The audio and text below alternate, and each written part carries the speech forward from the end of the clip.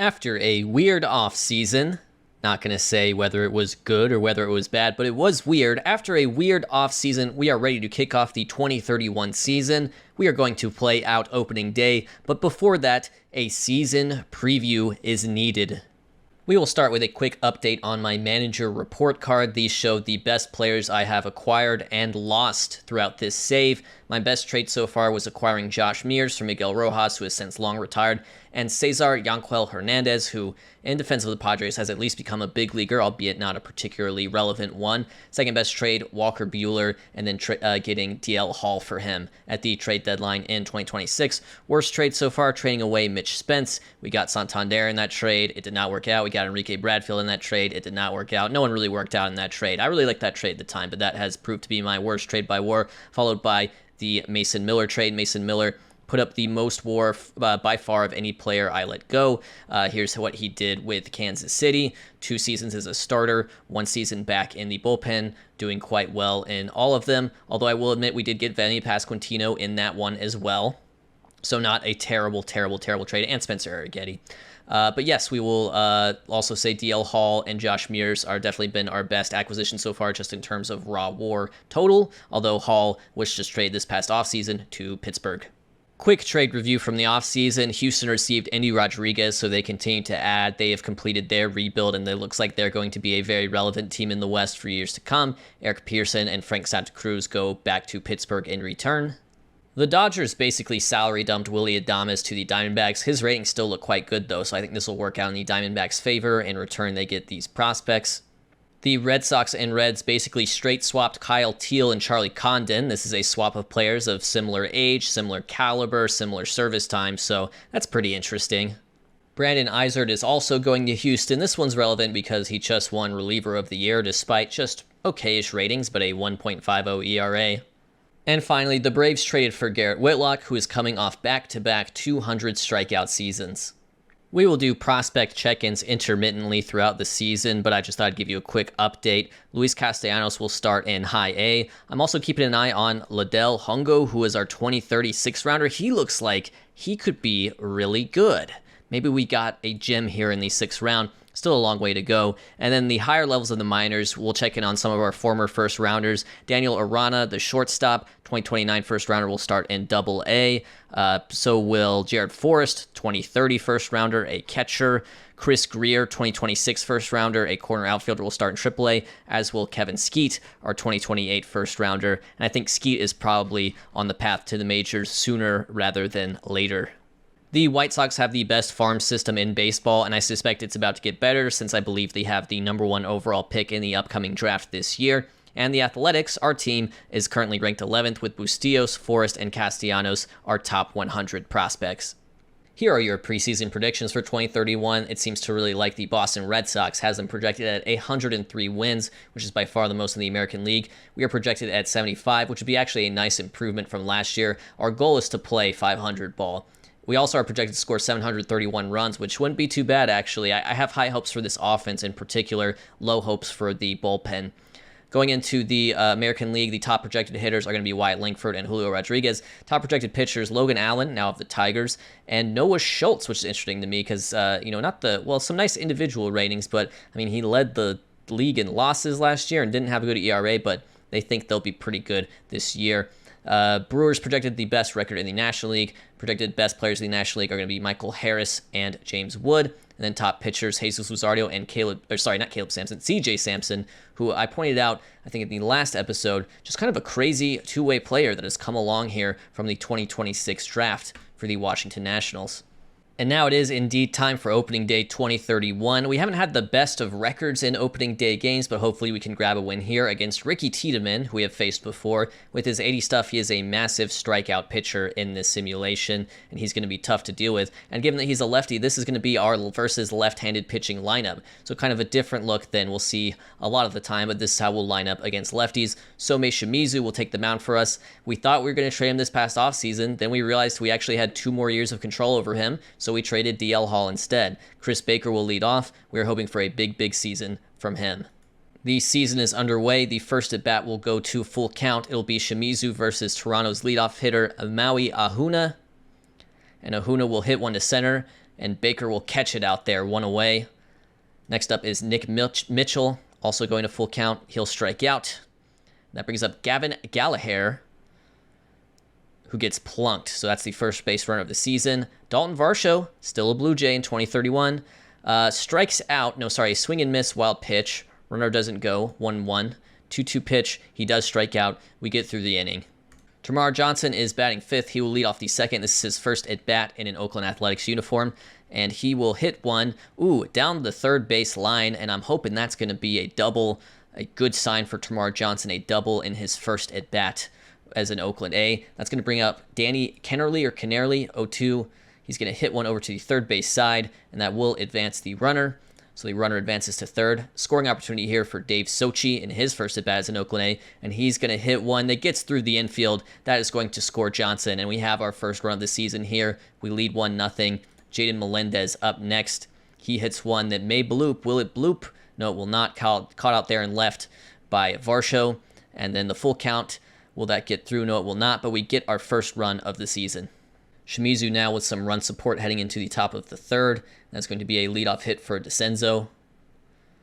So trouble early here. Jordan Westberg is a Blue Jay. He's up next. And we've got another runner going on Melendez, and this one will be safe.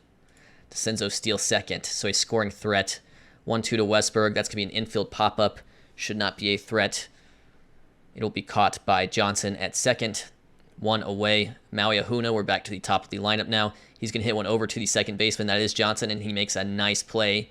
DeCenzo advances to third, and I'll bring up Nick Mitchell, 2-2 pitch.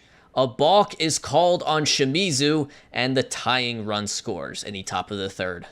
Top of the fourth here, Gavin Gallagher is going to lead it off for Toronto, and it's going to be trouble early as he's hit this one into the gap. It's going to give Toronto another runner in scoring position to start the inning. Dalton Varsho up next, and he's going to hit this one over to the right fielder. That is Mears. Will Gallagher test Mears? Yes, he will. He will come home, and he will be safe. So that's a 2-1 ball game for you. Henry Davis leading off. He hits one to the first baseman, and we are indeed able to turn two. Nice play by Cuvée, as well as I think that was the shortstop, the new one, Albertus. And then that's going to bring up Chanuel, who's going to ground out to Johnson. So Johnson's been busy defensively. We are still down 2-1. We'll walk, so we will get a runner in scoring position here for Josh Mears. Can he get these runners home? I'm going to warm up Jared Spencer. And it's going to be a 3-0 pitch, and he's going to walk. So we've got bases loaded here. They're still leaving in Tiedemann, who's at 83 pitches, for Daniel Cuvée. This could be a big moment in this game. The 1-2 to Cuvée, and he gets plunked, and that will be the tying run. Tiedemann still in to face Termarr Johnson with 2 outs here. And he walks. Wow, a meltdown for Tiedemann here with 2 outs in the bottom of the 5th. We take the lead. They're still going to leave him in for Danny Kennerly. And Kennerly's going to hit the ball over to first base. That will end the inning, but we do take the lead here, now leading 3-2 through 5. We are going to let Chase Lee face off against Westberg. The 1-2 pitch. Strikes out. And I think from here it's going to be batter by batter. So Maui Ahuna gets a strikeout there. Hey, let's get past Nick Mitchell as well while we're at it. Nah, actually, you know what? That's an inning pitch for him. Let's go ahead and bring in Nowlin. So Nowlin to face Nick Mitchell. He was ready. And Mitchell is going to line out to the first baseman to end the inning. Bottom of the 8th here, it's going to be Danny Kennerly, the DH, to lead off. And he's going to hit a single to the right side of the infield. We've got a leadoff runner here looking for a key insurance run going into the 9th. Dave Sochi up next against Nick Starr. Oh, and he's going to have a single up the middle as well. So 2 early base runners for us here. We could love an insurance run. Jaden Melendez up next against Nick Starr. Nick Starr still in, and that's going to be 3 consecutive hits. Will the runner come home? And yes, they will be safe. So a huge rally for us here in the bottom of the 8th, just to give our bullpen a little breathing room. Alexander Albertus up next. And he is going to hit one over to the right side. And that one is going to get through as well. 4 consecutive hits for us here in the bottom of the 8th. And yeah, we've got bases loaded, no outs. They're going to finally bring out Starr, and it's going to be Gage Jump. We're back to the top of the lineup here with Chris Baker. Oh, and Chris Baker hammers one to the gap with the bases loaded. The only question is how many runs will score on this one in a huge 8th inning 2-run score. It's going to be 6-2. We've got runners on second and third and still no outs for Ethan Petrie. Petrie's going to hit one as well, and we've got another hit. Just a huge, absolutely huge rally for us. 7-2 your score. Runners on the corner, still no outs. How about a 2-2 to Mears finally? At long last, the first out of the inning. And then it's Cuvée. Finally, another strikeout, and then it's going to be Termarr Johnson, the 1-2 pitch. He will strike out as well, but the damage has been done, folks, as we head into the 9th to close this thing out. Okay, Henry Davis up next. Davis, and that has an opportunity to turn 2. Petrie to Johnson to Cuvée, 2 away in this one, and it's Nolan Schanuel, the final hope for the Toronto Blue Jays, the 2-2 pitch from Nowlin. And that's going to be the strikeout. We will win on opening day, 7-3. Tiedemann and Shimizu had similar starts. Shimizu will take the dub while Tiedemann takes the L. This was a very close one until the bottom of the 8th when we just strung together hit after hit after hit against Nick Starr, and Jalen Nowlin does end up getting the save. We will start the season taking 3 of 4 from the Toronto Blue Jays, including a thriller in the final game of the series. We scored 2 runs in the bottom of the 9th off of who else but Mr. Mason Miller. April 21st, we are 14-7. Hold up. But I'm not sure how long it'll actually last. We are still 14th in runs scored, 13th in OPS, so the offense has been underperforming.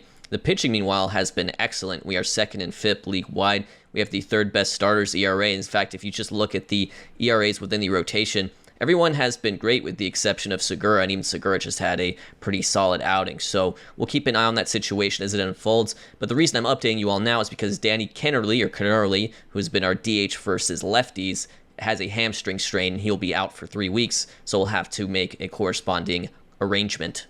We don't have a ton of options internally to deal with this scenario, but I am going to call up Shea Whitcomb, who is currently a prospect for the Astros in real life. He will serve the same role that Danny Kennerly did while Kennerly is on the injured list.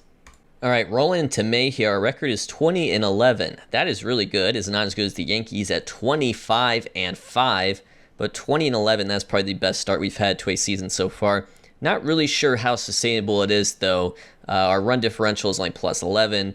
We have scored the fewest amount of runs in the American League, although our pitching has been excellent. We are 6-3 in one-run games, which has been nice to see. But generally, when I get to May, it's time for me to take a look at the team and sort of rearrange things. Not going to touch the rotation. Pitzer has an ERA under 2. Jared Jones has an ERA under 1. I will mess with the bullpen a little bit, though, specifically making Chase Lee our highest leverage stopper. He had a 2.11 ERA last year, off to a similarly good start this year. Great ratios in terms of his strikeouts, walks, and home runs. He's going to be our de facto closer. I have also moved Andrew Wiggins down in the lineup. We had him initially in that leadoff spot versus right-handed pitching. He has been pretty dreadful. We're going to need him to hit, I imagine. And then Daniel Cuvée, we're going to move him up because he's actually had a pretty good start to his season. So Daniel Cuvée is going to be our cleanup guy. Josh Mears batting 3rd. May 8th, 22-14, but some terrible, terrible, terrible news. Probably the worst position player injury we have suffered throughout this save, at least in my memory. Ethan Petrie, a torn ACL, out 8 to 9 months. That will effectively end his season.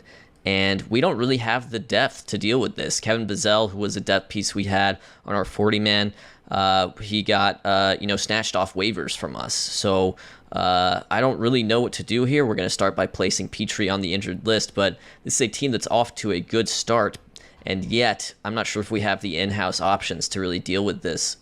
I'm honestly thinking the move here is to call up Chris Greer. Chris Greer, our 2026 first rounder, only 28 games in AAA so far. Not particularly great performance in those 28 games either, but I think we call him up. He has more experience at first base. He's better at first base than he is in the corner outfield. He can play first base for us, and we can kick Cuvée over to 3rd, even though he's not a great third baseman. Our defense has really taken a hit this year. Our defense is not as good as it's been in years past, but this is just the best move I can come up with right now, at least until we get to the trade deadline, and then maybe we can reassess.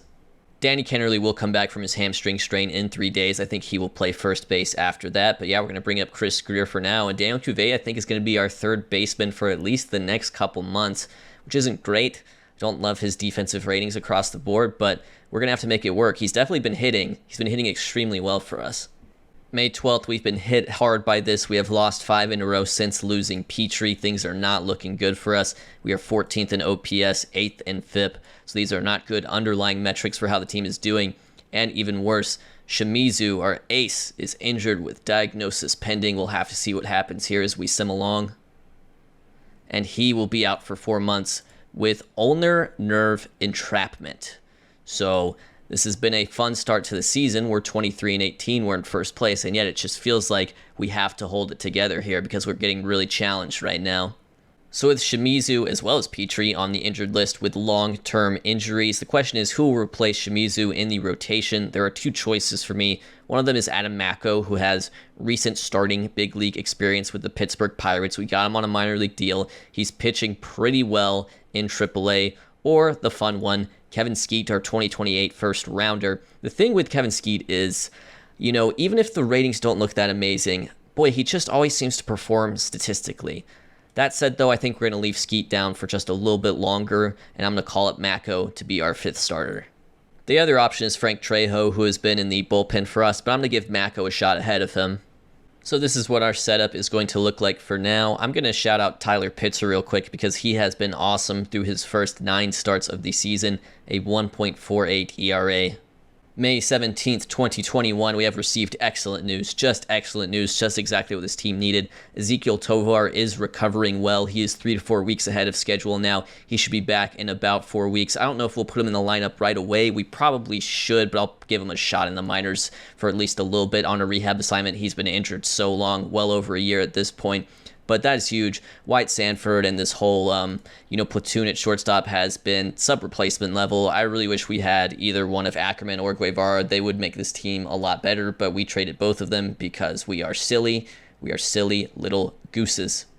May 30th here, getting to the end of what has been a very rough month. You'll recall that we started 20-11. We are now 28-29. We have fallen below 500. We are 4.5 games out of the division lead. This is our June 1st prospect check-in, and across the board, I would say news is pretty good. Bustillos is doing a bit better in his second year in Arizona Complex League than in his first year. Hopefully we can get him into A-ball by next season. That would make me really happy. I'm excited about a couple of guys who have just moved up to high A. One of those is Sergio Treviso, who, if you'll recall last year, had a bad injury, a ruptured tendon in his foot, so he barely played last year. He only played 40 games, and this year he was off to such a strong start in A-ball that I moved him up to high A. He is only 21 years old. He is our 2028 second rounder. I like him. I've always liked him. I'm excited about him. We'll be keeping an eye on him for sure. And then speaking of second rounders, how about our 2029 second rounder, Mike Drake? If you'll recall, we went above slot to get this guy, and so far it's looking like it could be a great move. He has really come along. You can see he has performed extremely well in 2030 in what was his pro debut in the Complex League, and then in A-ball, excellent as well. He's now up to high A. He is only 20, so that is a very exciting pitcher to have in our system. I wonder if he is already better than Kevin Skeet just in terms of his overall prospect. Not yet listed as a top 100 prospect, but I feel like he could be soon. In Double-A, Jared Forrest, who was our first rounder last year, the defensive catcher I was really excited about. Still really excited about him. And he had such a rough pro debut in high A in 2030. I got worried, and I put him in Double-A to start the year, and I wasn't sure if that was the right move. It was just that I realized that Castellanos was probably going to go to high A, and so I wanted him in Double-A so they could, both catch. And Jared Forrest has been incredible so far. I'm not going to move him up to Triple-A just yet. I'm going to let him linger in Double-A for now, maybe Triple-A by the end of the year. But that is very exciting. And then I've moved up a couple other guys to AAA. One of those is Daniel Arana, our 2029 first rounder. He does not look that great ratings-wise, potentially, but keep an eye on that defense as well. The defense is absolutely elite. And considering just the struggles we've had at the shortstop position in general, I wouldn't be surprised to see him up in the majors soon enough. It's kind of a race between him and Tovar, if that makes sense. But yeah, Arana, we're still excited about. He's just another sort of Ackerman, Guevara type, though. I'm not sure if he's going to be like an amazing starter for us by any means. Pete Barker's another guy we moved up. Got him in the Vinny Pasquantino trade, and he's kind of moved up into AAA here after a strong start in AA. And he's sort of part of the starting pitching depth at the moment alongside Kevin Skeet, even though we have Adam Mako in the 5 spot for now. So that's your prospect check-in. I guess we'll look at Castellanos as well. That's what Castellanos is doing. And yeah, I would say news across the board with our prospects is really positive. June 12th here, we are 36 and 33 somehow without, Shibizu or Petrie. We've actually gotten hot. We have won 4 in a row. And there is even better news because Ezequiel Tovar is ready to come back. Considering that the shortstop position has been rough for us, it probably makes sense to rush him back right away, but he did miss like 14 months, so in that sense it's probably smart to give him a rehab assignment to the minors. I don't know if we'll give him the full 20 days for position players, I don't know, but I do want to at least get him some games in AAA before he joins us in the majors, but this is good. This is going to be a big boost to our team. June 20th, we are now 37 and 39. We have lost 4 in a row, and the dream of the Termarr Johnson, Ezequiel Tovar middle infield will have to wait for now because Termarr Johnson has a strained lat in his back. That is a 6-week injury. He had been doing pretty well for us, although I will point out the defensive ratings have come down. His infield range, according to our scout, is now a 45, which is not great for a second baseman. That's not exactly what I'm looking for at that position. We have him under contract for quite some time. I'm not really sure how I'm going to tackle that, but I mean, he gets on base. In classic Oakland A's fashion, he does get on base with a 393 on base percentage. Unfortunately, he's not going to be getting on base while he's injured, so I think as we add Termarr Johnson to the injured list, we will call up, who else but Ezequiel Tovar. I will have Tovar play shortstop for us, and that'll kick Sanford and Albertus over to second base. June 23rd, it does appear that the wheels are coming off for us. We have won 1 in our last 10, including losing 7 in a row. This is just sort of the regression we've been expecting. We're 13th in OPS, we're 7th in FIP. This is not a great team. We had a good start, but this is not yet a great team. We've got a lot of guys struggling. Josh Mears has been really bad this year. I think this has been maybe his worst year in an Oakland A's uniform. Andrew Wiggins, who we've been really counting on after a decent stint with us in 2030. We've got a lot of guys that are just kind of generally unplayable. And maybe that's not such a bad thing. Even Dave Sochi has been, I think, disappointing. But, that means we have obvious gaps to fill in, whether that be the trade deadline or the offseason. And then in the middle of it all, we have Daniel Cuvée, who has been an absolute stud for us this year. July 11th is draft day and is the last thing I will do in this episode. We are 46 and 48, 8 games out of first place in the division. However, in the draft, we are picking second. This is exciting. This is only the second time we have been in the draft lottery. I think this has been the best draft position we have had throughout this entire save, and I'm ready to make the most out of it. So obviously this is a big moment with long-lasting implications on the franchise. So let's talk about strategy here just a little bit. The White Sox will pick in front of us, and my idea here is I don't really want to go over slot. I don't know if we have the budget to go over slot. It's just not really a plan of mine to go over slot with this pick. The guy you would want to go over slot for is probably Tim Lamb, a high school arm. And there's another high school arm in there that's similar, but this guy with the 80 fastball potential at 55 already at age 18. He looks like, just ceiling-wise, probably the best player in the draft, although I would generally have an aversion to high school arms in the first round, even this one that has high work ethic and high intelligence. So I'm kind of hoping the White Sox will pick him first. Joey Grider's another interesting high schooler just with the 90 contact potential, but the 40 power potential doesn't really do too much for me. So I'm going to tell you who I want. I think I want Chris Rangel. Chris Rangel is a college pitcher out of the University of California, Santa Barbara. I like his repertoire. He has 5 different pitches he can mix and match with. He has a 65 home run allowed potential, which is a very important stat for me. Good control potential, actually great control potential, a ground ball pitcher with high work ethic and high intelligence. He will come in with his bonus demand just under slot. Signability for us is easy. I think that's who I want. If he were to get picked first overall, I would maybe pivot to TJ Norris, who is just a college bat.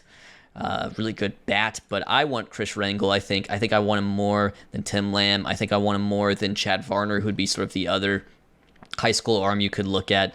I want Chris Rangel, and so my hope is that Chicago will not draft him, so we're going to see who Chicago picks. Okay, they picked Chad Varner, who is one of those high school arms, so Tim Lamb's still available, or Chris Rangel. Based on the demand of guys like Grider and Lamb and our draft budget in general, the obvious pick here is going to be Chris Rangel. He is only 5'9", 165 pounds, so he's a very small college starter. Tim Lincecum? Does he throw a splitter? Yes, he does. Oh, Tim Lincecum. You can kill the man, but not the idea. We're going to draft Chris Rangel. Moving on to the second round here, the Orioles selected Grider, the Dodgers selected Norris, and the Padres selected Lamb. So those three guys we were considering went just after we picked Rangel.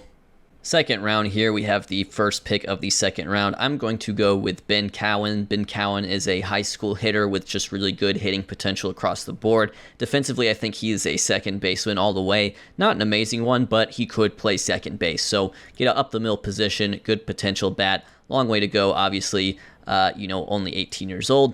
But Ben Cowan is going to be our selection here in the second round. Third round here, I'm going to pick David Arriaga, a high school hitter. Looks like he would be probably best suited for left field. Good potential across the board. One reason I'm picking him is because the OSA likes him as well. And some people said to not forget about the OSA even when making the draft. They have his power at a 70 potential. I like that in a rangy outfielder. I will take David Arriaga. Quite young. I don't imagine he will make his pro debut until next season.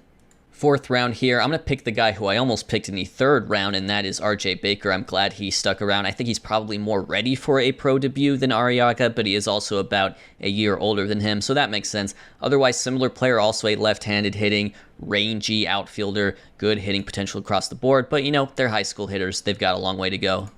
The fifth round is the final selection I will make on screen, and then I will do the final 15 rounds off screen. It's going to be Javian Howard, a right-handed collegiate pitcher out of Georgia Tech. Just looks like he could be solid. Has good personality traits. We're going to go with Javian Howard here in the fifth round.